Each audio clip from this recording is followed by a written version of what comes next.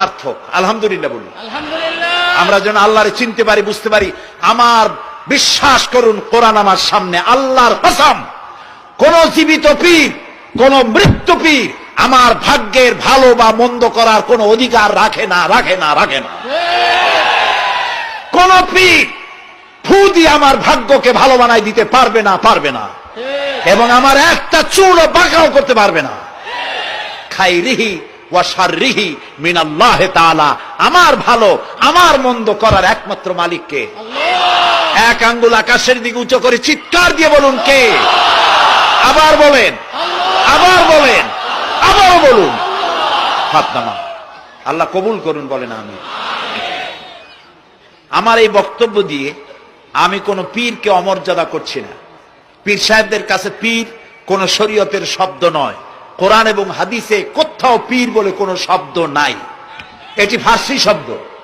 এই শব্দের অর্থ হলো বৃদ্ধ।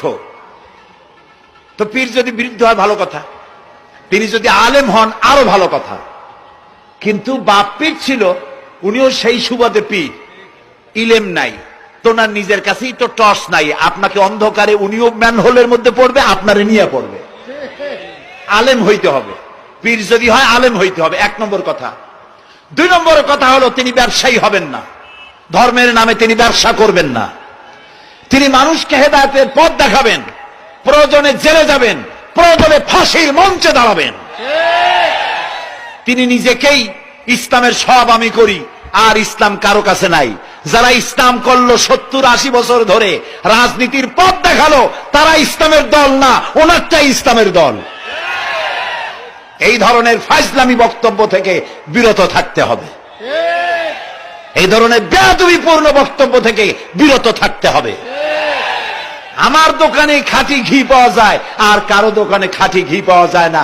ইসলাম নিয়ে এই ধরনের মনোপলি বিজনেস করতে দেওয়া হবে না। প্রিয় ভাই সব, আমরা পীর সাহেবদের চিনি। পীর ছিলেন শাহজালাল রহমতুল্লাহ আলাইহি। সুবহানাল্লাহ।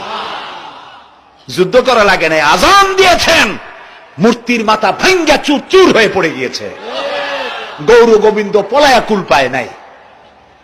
লোকেরা যায় তার মাজারে গিয়ে গজাল মাছ জিয়ারত করে আসে, কিন্তু তরবারিটা দেখে আসে না।